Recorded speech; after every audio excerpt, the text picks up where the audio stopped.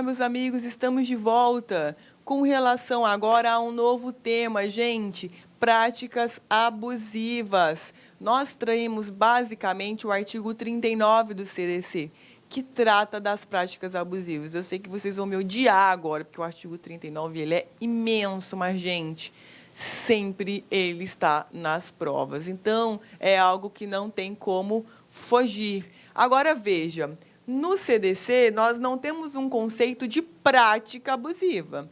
Nós temos um conceito de publicidade enganosa, lembra? Mas prática abusiva, um conceitinho formal, a gente não tem. O que nós temos aqui no 39 são situações que serão consideradas como sendo práticas abusivas. Perfeito? Veja, é vedado ao fornecedor de produtos ou serviços dentre as práticas abusivas. Então, os incisos aqui, eles exemplificam para nós o que seriam essas práticas abusivas, mas, por outro lado, nós não temos um conceito como nós temos em publicidade enganosa. Então, veja lá. Condicionar o fornecimento de produto ou de serviço ao fornecimento de outro produto ou serviço, bem como sem justa causa a limites quantitativos, a famosa venda casada. Não podemos, não é permitido. Inciso 2º, recusar atendimento às demandas dos consumidores na exata medida de suas disponibilidades de estoque e ainda de conformidade com os usos e costumes. Então, eu chego lá e digo assim, olha, eu estou com um problema nesse produto aqui, eu estou exercendo o meu direito de reclamação no prazo de 30 dias. E aí, você vai arrumar? Olha, não tem como te ajudar, Laila, simplesmente acabou no estoque. É isso, querida, vai ficar aí com esse produto bichado e problema seu, porque acabou e eu não vou adquirir outros. Então, não, isso é uma prática abusiva do fornecedor. Também, inciso 3º, enviar ou entregar ao consumidor sem solicitação prévia qualquer produto ou fornecer qualquer serviço. Sim, são aquelas hipóteses em que eles ficam mandando cartões de crédito nos nossos endereços, produtos ou boletos para pagamento com relação a produtos ou serviços que nós não pedimos. E isso também é prática abusiva. Também, inciso 4º, prevalecer-se de fraqueza ou ignorância do consumidor, tendo em vista sua idade, saúde, conhecimento ou condição social. Inciso 5º, exigir do consumidor vantagem excessiva demais. 6º, executar serviços sem prévia elaboração de orçamento e autorização expressa do consumidor, ressalvadas as decorrentes de práticas anteriores entre as partes. Então, você ligou para um carinha de ar-condicionado ou, sei lá, para um mestre de obras ou um pedreiro ir lá arrumar, orçar para você uma parede rachada, e aí você marcou com ele, você se atrasou um pouquinho no horário, e quando chegou lá, o cara já estava quebrando tudo, arrumando tudo. Veja, não, está errado. Não foi isso acordado, né? A não ser que você anteriormente já tivesse fechado o negócio com ele não pode fazer isso antes de te informar o valor do orçamento. Isso é prática abusiva da parte dele. Depois, inciso 7º, repassar informações depreciativas referentes a ato praticado pelo consumidor no exercício dos seus direitos. Sair falando mal do consumidor quando o consumidor está exigindo apenas os seus direitos. Depois, inciso 8º, colocar no mercado de consumo qualquer produto ou serviço em desacordo com as normas expedidas pelos órgãos oficiais. Depois, inciso 9º, recusar a venda de bens ou a prestação de serviços diretamente a quem se dispõe a adquiri-los mediante pronto pagamento, ressalvados os casos de intermediação regulados em leis especiais, também prática abusiva. Depois, inciso 10º, elevar sem justa causa o preço de produtos ou de serviços. E aí, veja, inciso 12, porque esse 11 aqui se tornou o 13, perfeito? Então, olha lá, inciso 12, deixar de estipular prazo para o cumprimento de sua obrigação ou deixar a fixação de seu termo inicial a seu critério exclusivo. E 13, aplicar fórmula ou índice de reajuste diverso do legal ou contratualmente permitido. Acabou? Não. Inciso 14, permitir o ingresso em estabelecimento comercial ou de serviços de um número maior de consumidores que o fixado pela autoridade administrativa. Isso aqui foi por conta da Boate Kiss, tá, pessoal, que criaram esse inciso. Veja, lei nova, né, 2017, então muito cuidado com esse inciso aqui, que trata das práticas abusivas. Maravilha? Isso aqui com certeza pode cair na sua prova. Parágrafo único. Os serviços prestados e os produtos remetidos ou entregues ao consumidor equiparam-se à amostra grátis, inexistindo obrigação de pagamento. Se os caras mandam alguma coisa para sua casa, algum produto, você não é obrigado a pagar por ele. E o consumidor, o CDC diz que isso é uma espécie de amostra grátis. Agora é claro, né? Ah, professor, eu ganhei um cartão de crédito, não posso usar? Não. O cartão de crédito, se você passa, vai gerar uma dívida, mas eu digo assim, revistas, acessórios, itens de carro, qualquer coisa que não seja cartão ou talão de cheques. Maravilha, pessoal? E aí, veja, com relação a essas práticas abusivas, nós temos um tema que está muito na moda agora e a gente vai conversar com ele ainda aqui rapidamente, que é a questão das formas de pagamento diferenciado em relação ao valor. Então, por exemplo, se eu pagar à vista é um valor X, se eu pagar parcelado é um valor Y, se eu pagar parcelado no cartão de crédito é um valor Z. As instituições ou os fornecedores podem cobrar dessa forma, com valores diferenciados? Gente, antigamente não podia, até 2017. Porque o que aconteceu? Em 2017, foi editada uma lei segundo a qual os fornecedores podem fazer, sim, essa diferenciação do preço de acordo com a forma de pagamento, perfeito? Antigamente não existia isso, não podia, era um preço só, tá? Mas agora não mais, perfeito? Então, muita atenção. Eu trouxe aqui esse quadrinho para vocês com relação a isso. Está meio ilegível aqui, mas no material de vocês está perfeito. Antigamente, até 2017, era uma prática abusiva. Se os fornecedores cobrassem mais caro porque é a prazo o pagamento, ou cobrassem mais caro porque é dividido no cartão de crédito, não se podia fazer isso, tá? E aí o que acontecia? A pessoa pagava o preço verdadeiro. Então, veja, a jurisprudência dizia que a diferenciação entre o pagamento em dinheiro, cheque ou cartão de crédito era uma prática abusiva. E aí, veja, trouxe aqui algumas decisões para vocês, anteriores ao ano de 2017, dizendo exatamente isso que nós estamos conversando. E aí veio essa lei, que agora permite. Artigo 1º da lei, fica autorizada a diferenciação de preços de bens ou serviços oferecidos ao público em função do prazo ou do instrumento de pagamento. Parágrafo único. É nula a cláusula contratual estabelecida no âmbito de arranjos de pagamento ou de outros acordos para a prestação de serviço de pagamento, que proíba ou restringe a diferenciação de preços facultada no caput desse artigo. Perfeito? Agora, gente, com relação às práticas abusivas, muitos alunos me questionam, professora, tá, o cara mandou lá, tá enchendo o saco, mandando o produto na minha casa. Eu posso entrar com uma ação contra ele? Gente, o que está acontecendo atualmente na nossa jurisprudência, tá? Nem sempre a prática abusiva ela vai caracterizar com relação à entrega de produtos ou serviços, tá? Entrega, ela vai caracterizar dano, tá? Os tribunais não têm concedido muito, eles têm entendido o seguinte, que isso é um mero aborrecimento.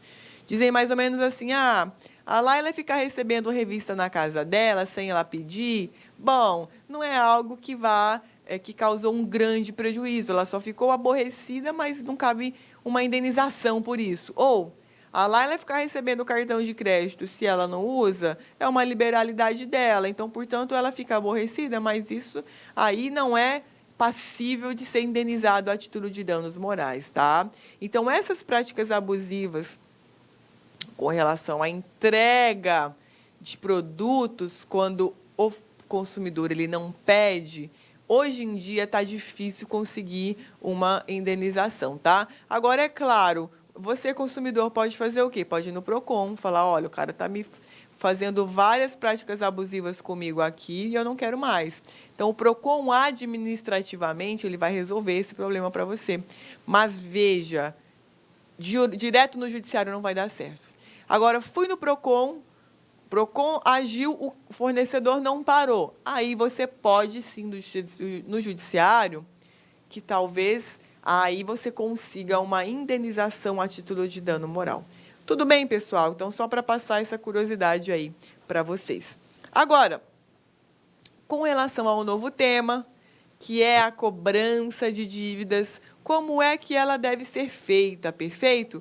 O primeiro tema dentro desse universo é a repetição de indébito, ou seja, quando o consumidor ele é cobrado de forma indevida. Veja, o consumidor cobrado em quantia indevida tem direito à repetição do indébito por valor igual ao dobro do que pagou em excesso, acrescido de correção monetária e juros legais, salvo hipótese de engano justificável. Então, dentro desse contexto, portanto, nós extraímos 3 pressupostos: cobrança indevida, pagamento em excesso, culpa ou dolo do fornecedor.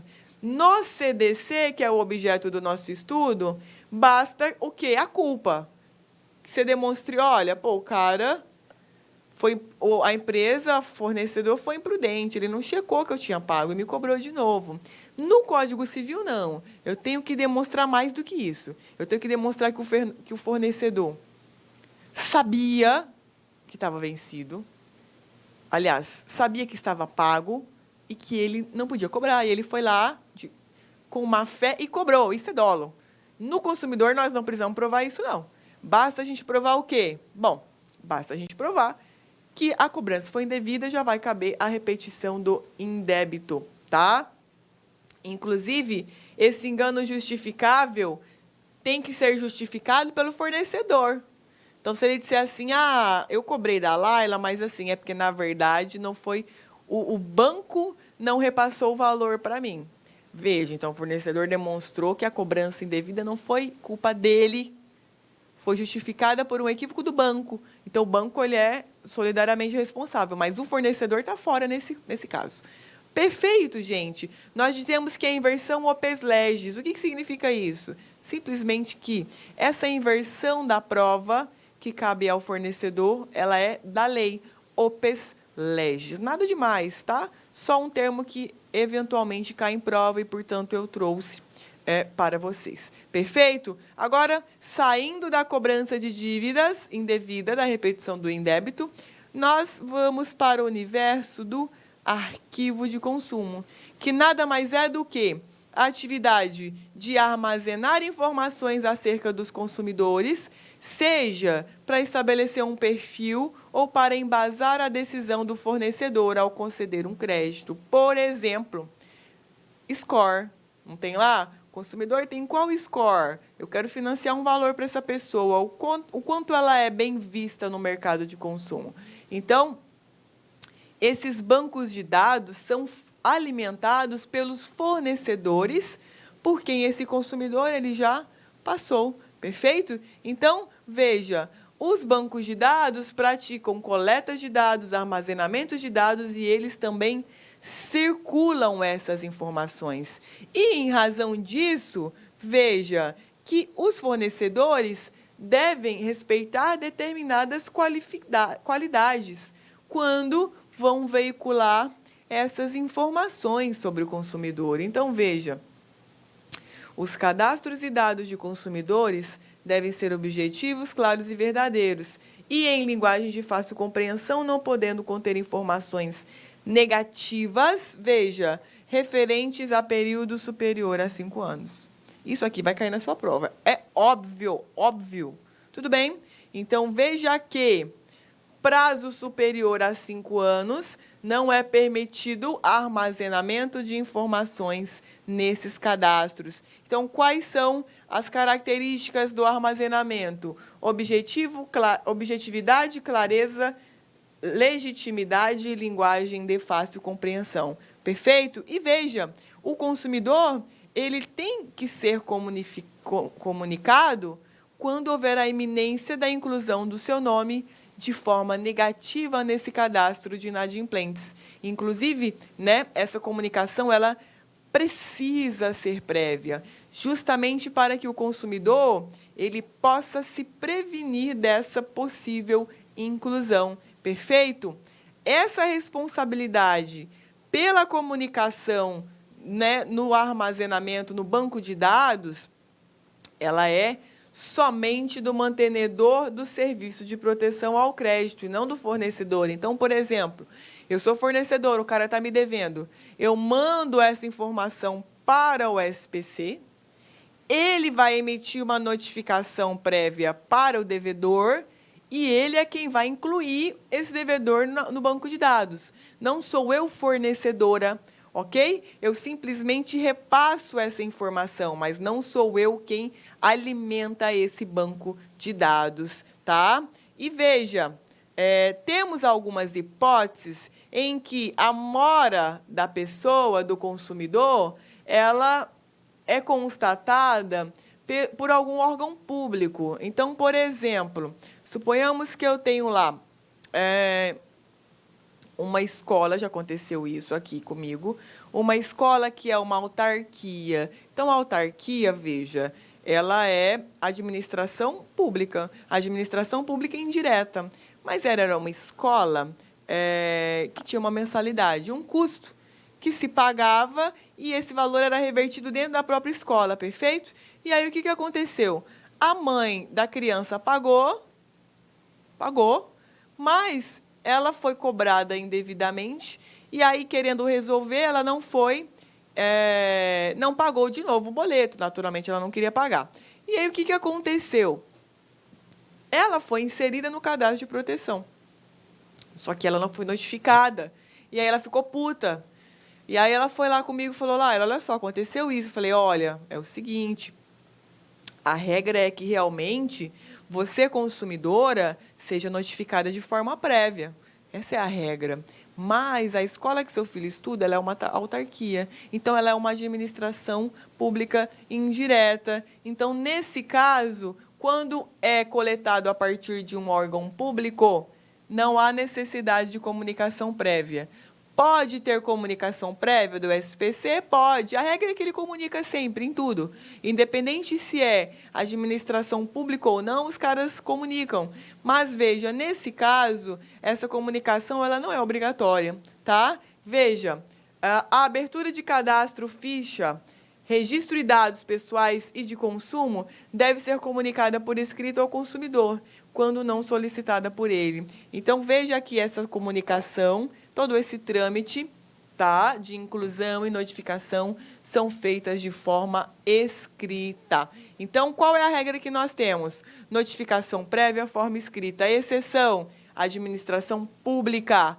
Veio, né, uma relação de consumo entre particular e administração pública. Nesse caso, o órgão que intermedia a circulação de informações, ele não precisa notificar o consumidor.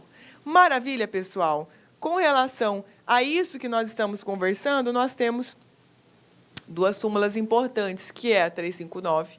Cabe ao órgão mantenedor do cadastro de proteção ao crédito a notificação do devedor antes de proceder à inscrição. E 404. É dispensável o aviso de recebimento na carta de comunicação ao consumidor sobre a negativação de seu nome em bancos de dados e cadastros. Então, veja que são súmulas que vira e mexe têm caído, especialmente prova CESP. Tudo bem? Com essas considerações, nós encerramos a questão dos débitos de comunicação e armazenamento dos dados do consumidor. Perfeito?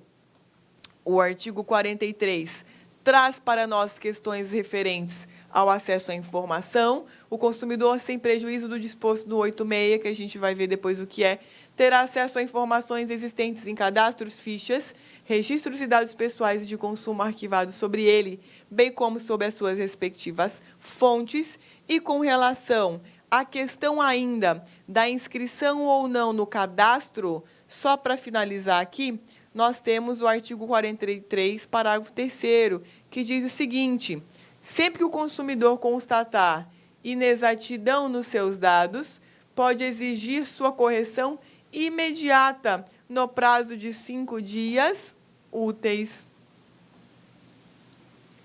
Comunicar a alteração aos eventuais destinatários das informações incorretas. Perfeito? Então, guardem esse prazo, tá?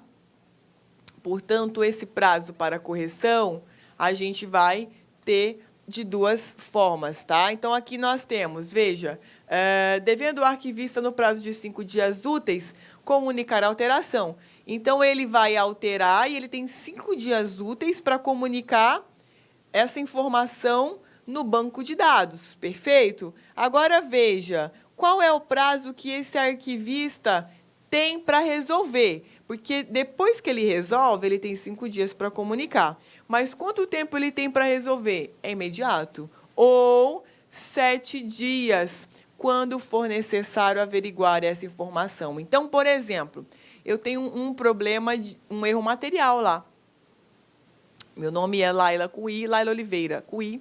E lá, os caras colocaram Laila Oliveira com I, da forma como meu nome é, no cadastro de inadimplentes. Só que, na verdade, a pessoa é Laila Oliveira com Y. Então, ao invés do I, é Y. Então, o que eu vou lá e falo? Olha só, tá errado isso aqui. Eu não estou devendo. Isso aqui houve um problema, houve um erro aqui de grafia no nome. Então, veja, nesse caso, imediatamente, se pudesse constatar que foi, de fato, o erro material, então, o arquivista, ele vai imediatamente solucionar isso no dia. No dia, ele vai falar, não, Laila, é isso. Então, ele solucionou no dia, ele tem 5 dias para jogar isso no mercado, no arquivo de informações. Perfeito? Agora, se ele disser, tá bom, Laila, vou pegar essa informação aqui, mas eu tenho que averiguar. Bom, aí ele tem 7 dias para fazer isso, tá?